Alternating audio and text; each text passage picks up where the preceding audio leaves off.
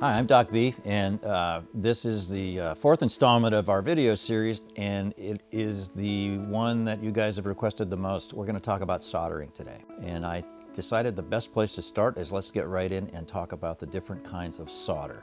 The thing we're talking about with building kits is electronic rosin core solder. We are not talking about plumbing solder, and we're not talking about any kinds of additional flux that you would apply. Stay away from those things. Getting down to more specifics in terms of electronic solder, electronic solder comes in different blends of the alloys, and the most common classic electronic solder is called 60-40. That's 60% tin and 40% lead. A little more refined version of that came along later is something called 63-37, with slightly more tin and slightly less lead, and that's also known as a eutectic blend. It flows a little better when you're soldering, so it's worth looking for.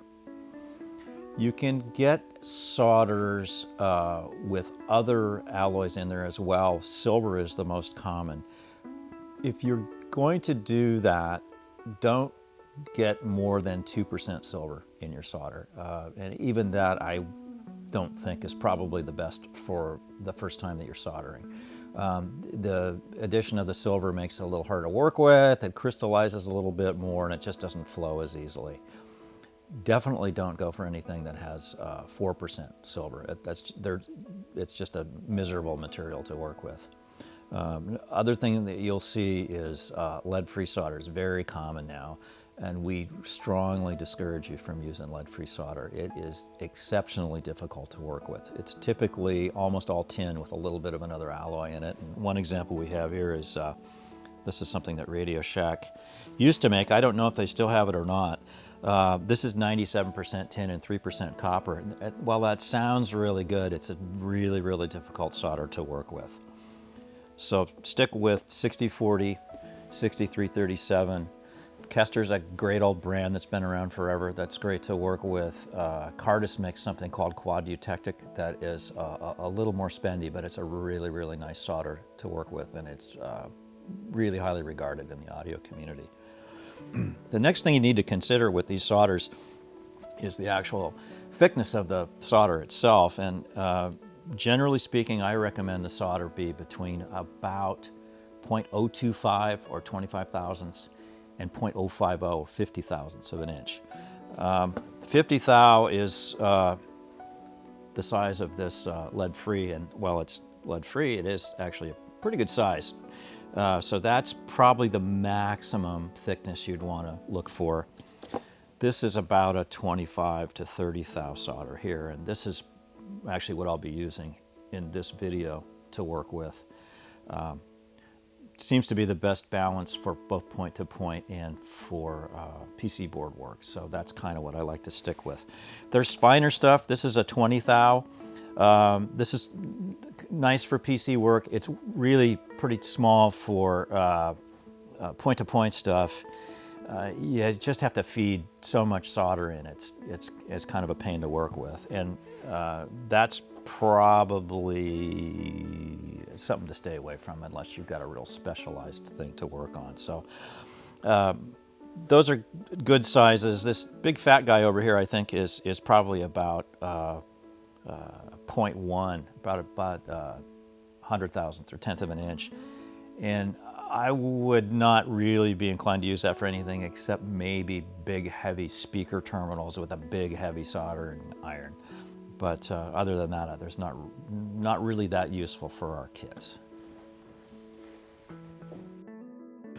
Okay, next thing to talk about, I guess, is solder stations. And we do recommend a solder station. That is a soldering iron that has its own power supply, and typically they have a temperature control on them. We really suggest this strongly versus the typical old Radio Shack soldering iron that plugs right into the wall. Those are usually way too low powered. They don't have any control. They don't recover very quickly. The tips are kind of cheap and wear out fast, and they really aren't, the amount of frustration you get from those is not worth the amount of money you save buying them. So just stay away from those. This is a really popular station. This is a Hakko 936. I think these are out of production, but Hakko now makes a model called the FX888 or something like that, and it's essentially the same iron in a fancier, newer chassis. These are both very, very reliable, highly regarded irons. Weller also makes some really good irons. You can go off into more exotic stuff, but I think for our kits, these are a great way to get in. They're not terribly expensive, and they'll last you for years and years and years. The unique thing about good solder stations is that they have a temperature control. I'll flip the little power switch on the side of this guy, and then you can see a light here. This is has a sensor in the tip of the iron, and when the tip of the iron reaches the setting that we've set on our dial here in terms of Fahrenheit, that light will start flashing, and we know we're up to temperature and ready to solder. The range on this on this dial can be set from, I think on this guy it looks like it's from 500 degrees Fahrenheit up to 800 degrees Fahrenheit or a little more. And most solders melt somewhere between 550 about 700 degrees depending on their alloy composition. Typically 60-40 I think is around 600, 650 degrees. You may be inclined to set your your temperature setting there. I think you'll find with point-to-point wiring that you may want to run it a little higher, and we'll get into a little more detail on that as we really start to solder some things. But as you learn to get a little quicker and better at your soldering, you're probably going to find you can keep inching that temperature up, and when you really get competent, you'll probably find you just want to have that temp dial maxed out all the time when you're working. It makes it very quick and efficient, and it's a good way to get a really clean looking joint. Now we're going to go through the various tools you're going to use to prep your wires and leads and so on to attach the wires before you solder them. Here's one of the most used tools. This is most often known as a side cutter. It's a very small diagonal plier with a nice little sharp tip on it. This one's made by Exolite. Plato makes them. There's other brands out there. I think they're all pretty much about the same. Exolite seems to be the most favored one. You'll notice that this one has a little spring on it, which is kind of a nice deal to help hold the wire as you're cutting.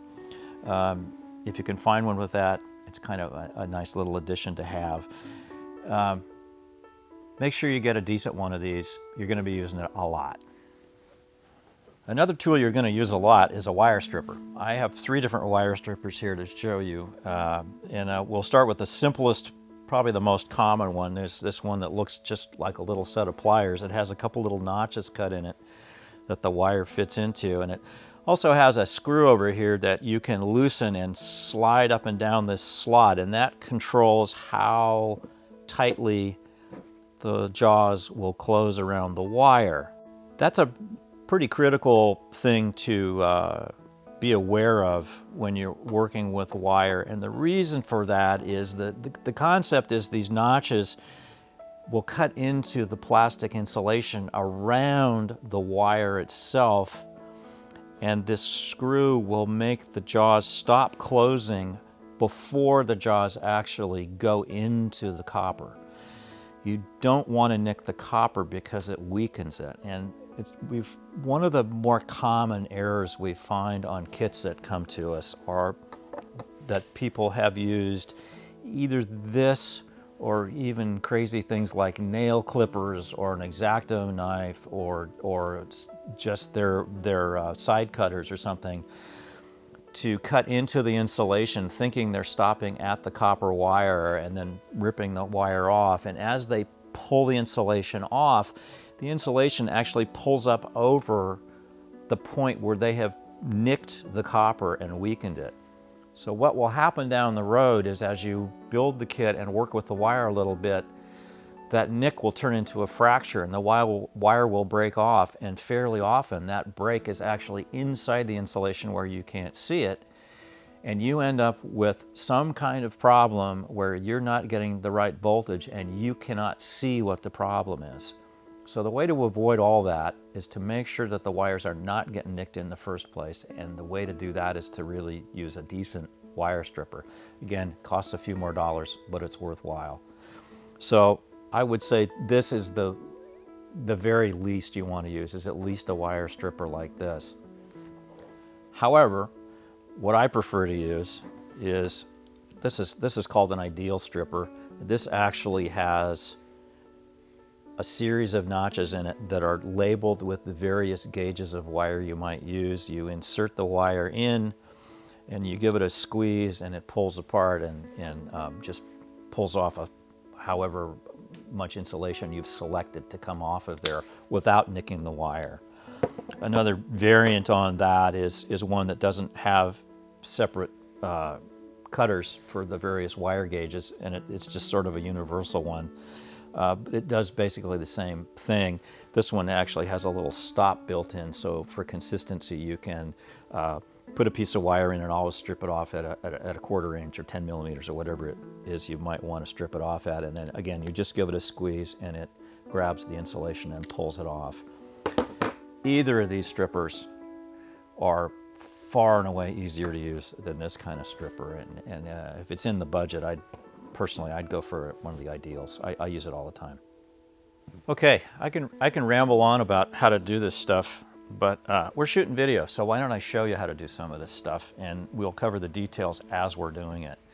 I'm going to start with the very first wiring connection you make in a crack kit, and that is to wire the ground, safety ground of the power cord socket to the chassis, and also over to a terminal strip.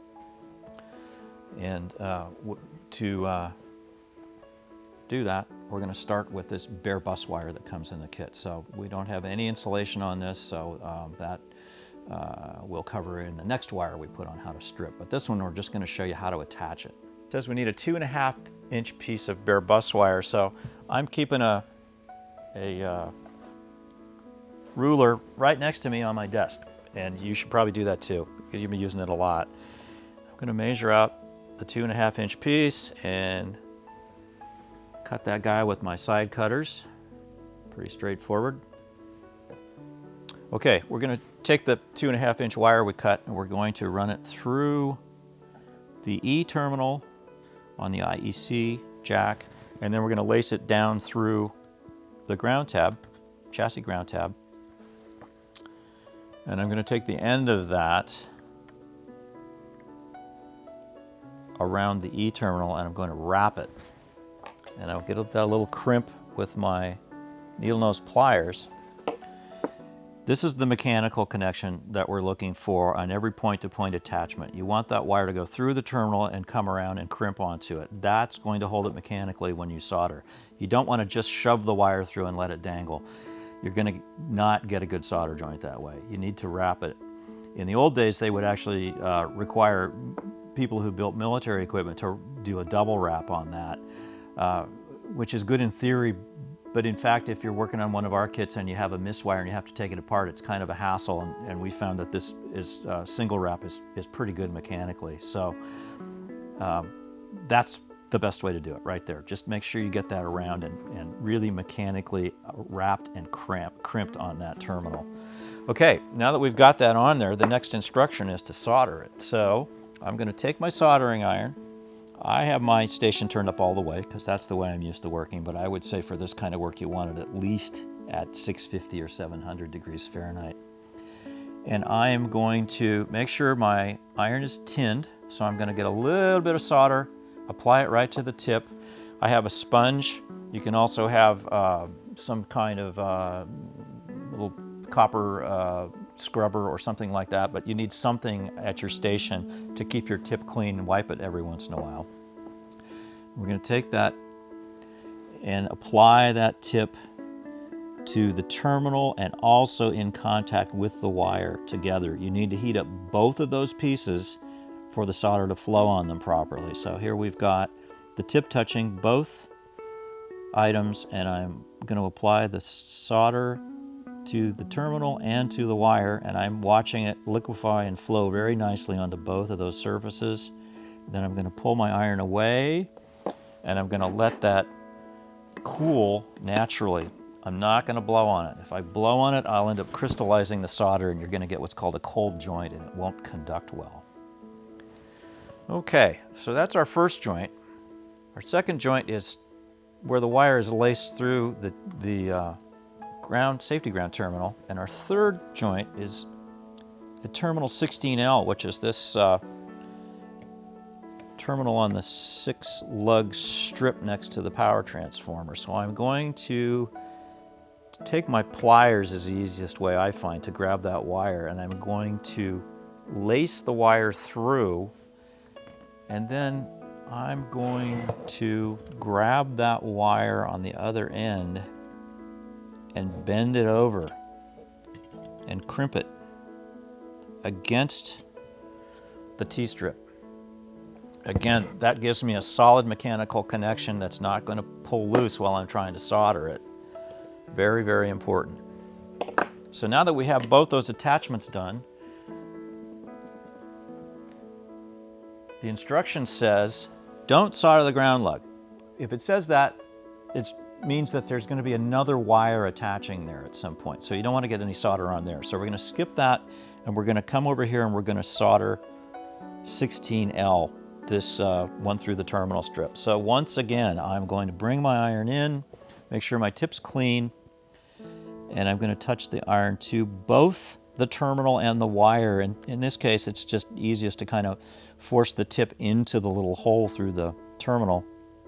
Make sure it's touching the wire, let it heat up a bit, and then I'm going to add solder. And a nice practice in this case, knowing no other wire is going to go in there, is I'm going to apply enough solder that it just fills that hole in. Not any more than that. You don't want to have a big blob of solder running down, and you don't want to have the wire just hanging on with a little bit of flux around it. You want to have a nice little fillet of solder around it. So that's right where we want to be on that guy. Now that we've finished both those joints, the next step is to grab your side cutters and go back and look at both of those connections, and you'll see a little bit of excess wire hanging off. In this case, it's pretty small, but I see a little bit of about 1/16 of an inch of wire, and I'm going to nip that so that it's right up flush against the terminal. I'm not going to cut into any of the solder joint itself, but I'm just going to nip off the extra wire that's sticking out.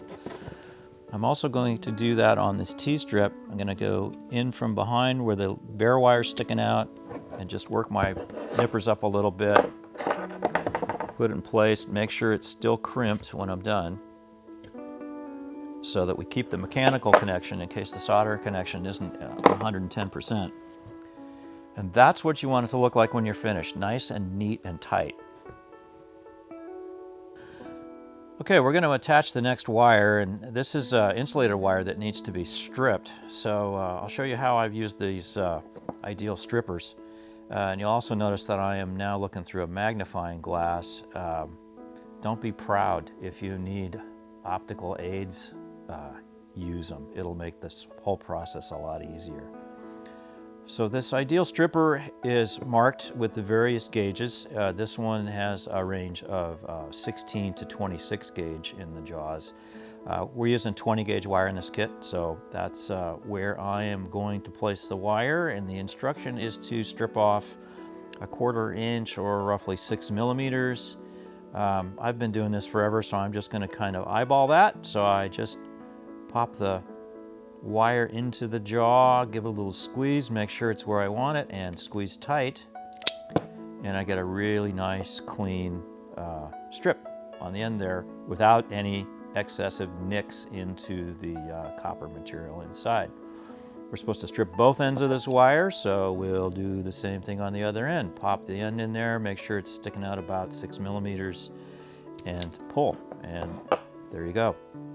So that's our stripped wire, ready to be installed. Okay, we're gonna take our 3 1/4 inch piece of black wire, and that connects from our chassis ground, safety ground tab over to terminal 8 on the power transformer. So this brings to light something to consider, which is that you had an instruction to attach but do not solder the safety ground tab. And the reason for that is, now we can see, because a second wire is going to go into that terminal. So I'm going to put that wire through the hole in the terminal and bring out my trusty needle nose pliers, and again wrap the wire around the terminal and get a good mechanical connection.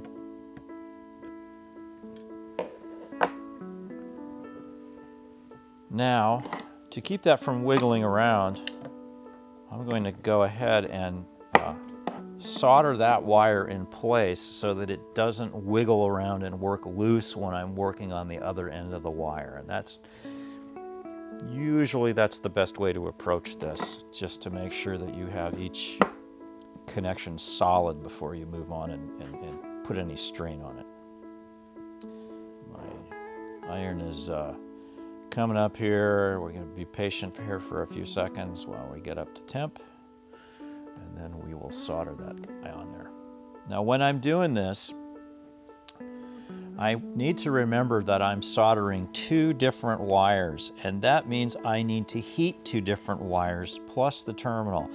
So when you have multiple connections on a terminal, it gets a little bit more tricky to get the iron in on everything. So watch closely when you do it, and that's part of the reason I'm using this magnifier, so that I can get my soldering iron in, touching both that black wire I just put in, the terminal, and also that bus wire that's going through.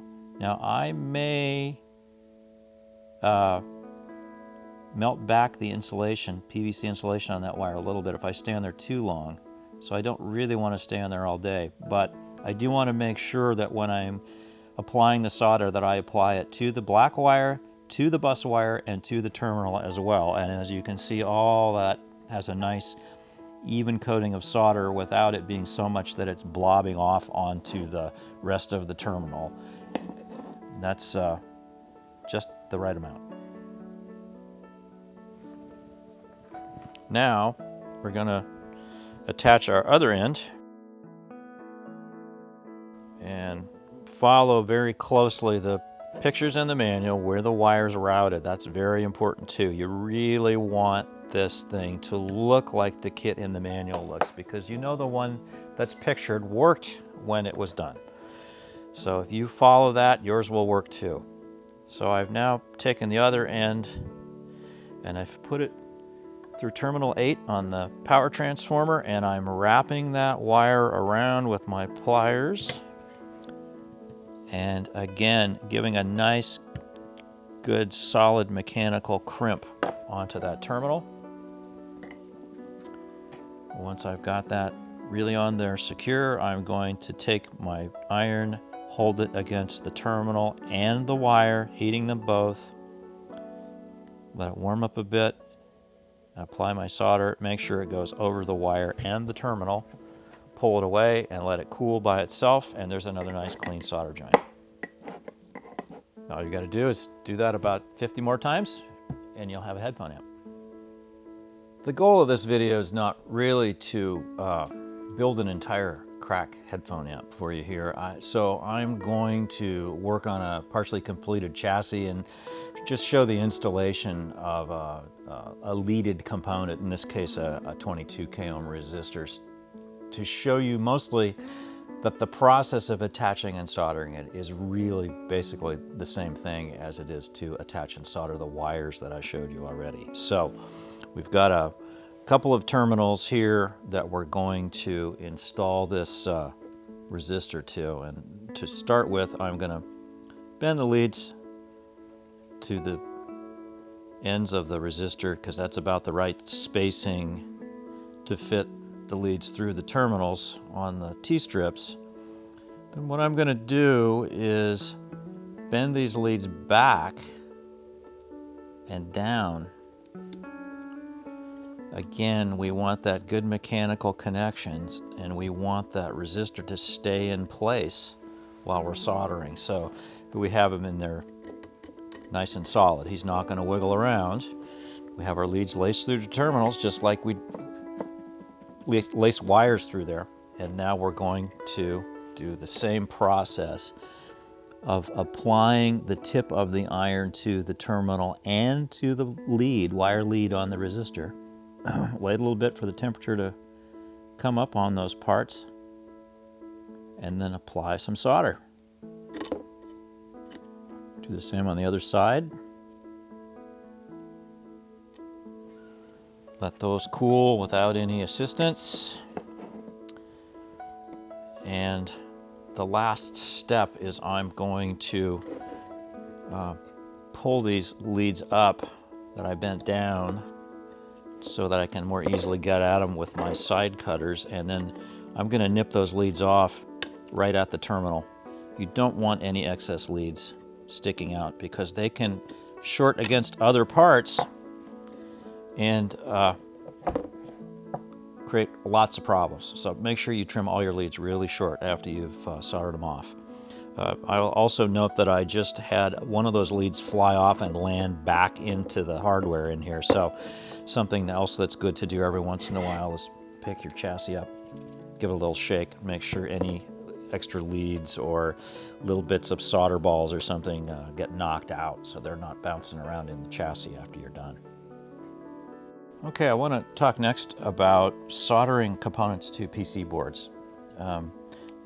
What I have done here is I have stuffed, in other words, inserted all the components into one of the boards that's in the crack speedball kit, just to show how the process goes. Not really, this isn't really intended to be a tutorial on building that board. We may do that down the road, but I just want to show you how to solder it up. So one thing you'll notice is I have this neat little device that holds the board that allows me to flip it over. You don't really need that, but something along those lines is kind of nice. A little third hand tool that has a couple of little clips that holds the board is also another alternative that works pretty well. So what I've done is inserted all the components as described in the manual, very carefully paying attention to any marks on the things like stripes or flat sides or lettering or metal sides or whatever may be called out in the manual. Very, very important to keep track of that stuff and make sure you insert things properly into each of the little designated spots for the parts. As I was inserting those, I was splaying the leads on the back. In other words, I was spreading them apart where necessary to keep the parts from dropping out when I flip the board over. So you'll see I can flip this back and forth and nothing's moving. So that's an important step. Actually, this one transistor is wiggling a little bit. I'm going to just splay that leg a bit more to hold them in place. So now I have things in place in such a way that when I apply the iron, they won't fall out. They're in there pretty good. When it comes to the iron itself, you might want to turn the temperature down a little bit if you're not feeling super competent with your soldering yet. You might want to try dropping it down to around 650 degrees. That'll allow you a little more time to get away with before you might end up damaging components. And in this case, the damage to the component isn't really to the resistors and the transistors. It's really to the pads that are on the board. If you overheat the board, the adhesive that holds the copper to the board, the copper traces and pads to the board, can come loose. So you don't want to keep heating and heating and heating and heating because you can actually have those lift right off the board. So now that I've scared you with that, I'll show you a couple little tricks and techniques to avoid running into that problem. One is the tip you use.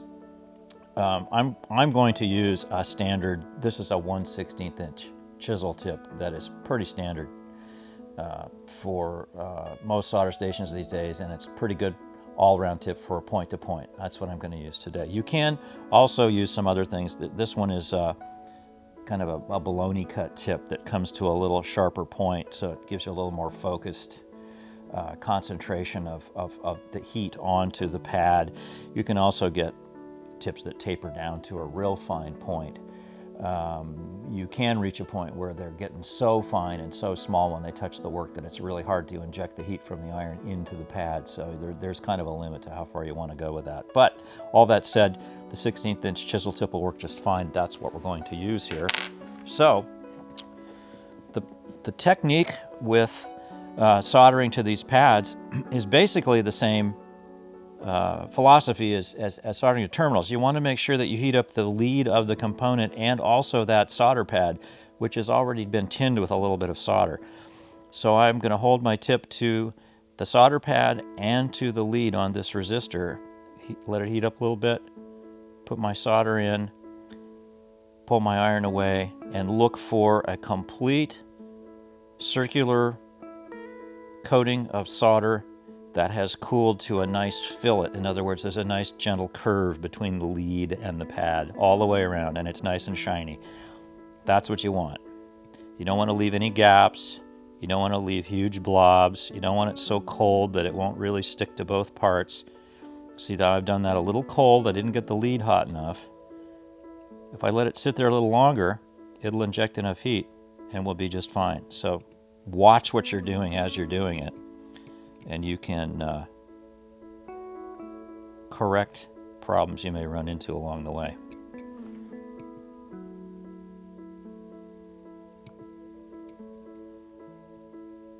These LEDs, a little fragile. Try and work reasonably fast. You'll see I'm not holding the iron on them very long.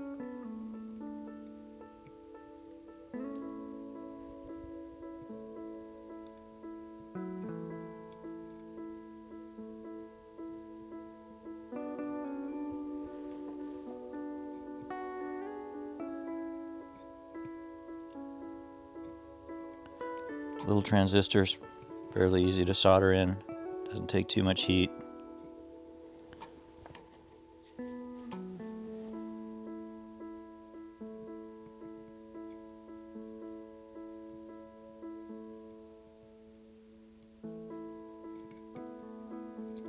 I'm starting to see a little bit of guck building up on the tip of my iron, so I'm going to give it a quick dab on my sponge to clean it up, make sure I'm still getting good contact with the heat. I went back and reheated that joint, you see, just to reflow it.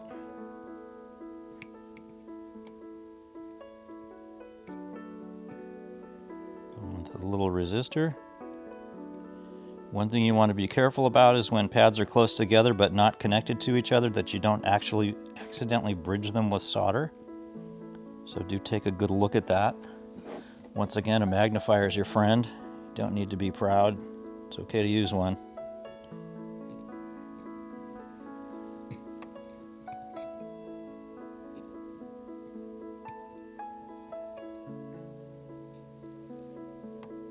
Make sure I get the heat down into the pad. Okay, I added a little too much solder there. So, what I'm going to do now is I'm going to use a desoldering tool or a solder sucker. That's this guy. And what it has here is a lever that is attached to a piston inside the blue part here. So we're going to push that lever down. We're going to hold this end of it to the solder joint, and once we get the solder liquid, we'll let that piston pop up and suck out the solder. So let's try that on this one that I've put too much solder on here, and let's see if we can clean it up. See if I can do this so you can see what's going on. So I've set that plunger down, I'm heating up the solder. I'm going to put the tip of this right up close there. Pull it out, and we see there's a little solder that's just a little loose on there, kind of fell off, blew away. And in fact, I lucked out on that. I pulled off just enough solder that it soldered up nicely. In a lot of cases, you might have to go back and add just a touch of solder, but that one looks really good just as it is. Okay, the last ones that I've left here are these big transistors, and the reason I did that is because sometimes they require a bit of extra heat.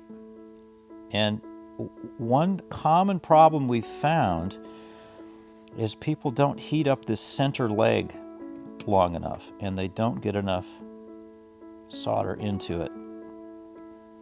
So you want to make sure you get a good heat and good solder. You're really not going to hurt these components. They're very tough. They're designed to handle a lot of heat. So they're something you can keep the tip on for a while if you need to.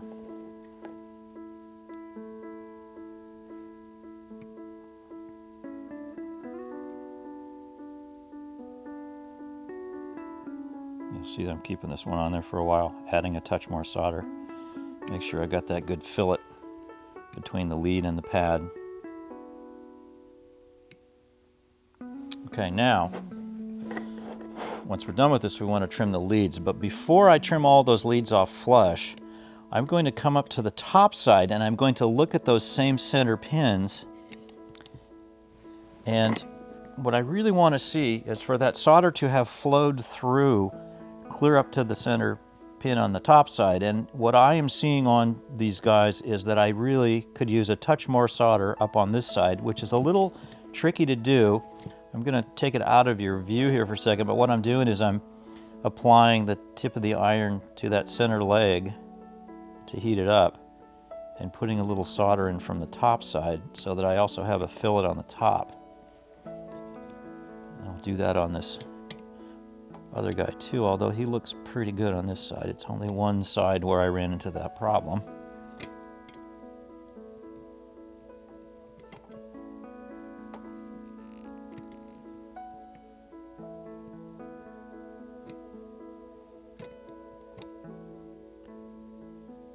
As you can see, I'm not too concerned about how long I have the iron on there.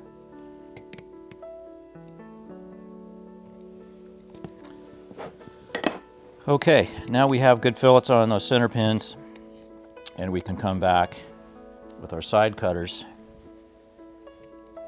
Whoops. Okay, here's something else you got to watch for. Sometimes you miss some of these. Look at that, I missed 2 leads on here. So before I start cutting, make sure I get those guys well soldered. Another common problem you'll find when you have a voltage that's not showing up, if you go back and look at your boards, inspect them very closely and see if you maybe missed one. It happens to all of us. So now I'm going to go through and pull these leads up from the way I've splayed them and laid them down close to the chassis so that I can nip them off nice and close.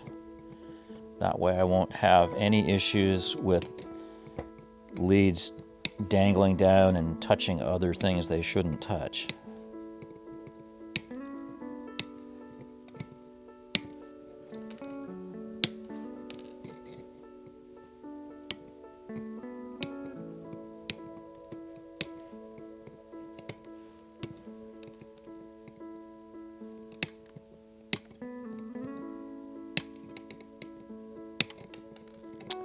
One other thing I just realized I've been remiss to mention is glasses. Wear your glasses if you need them. That's great. If you don't normally wear glasses, wear safety glasses. When you trim those leads, they can pop off and they will find your eye. And also, even worse, when you're desoldering things, the solder can fly off. And I can tell you from personal experience, you do not want a hot blob of solder hitting you in the eye. So that's how that board should look when it's done. We'll go back over and look and make sure we've got a nice, smooth, curved fillet at each one of these joints and that we hit every one of them, and we should be good to go.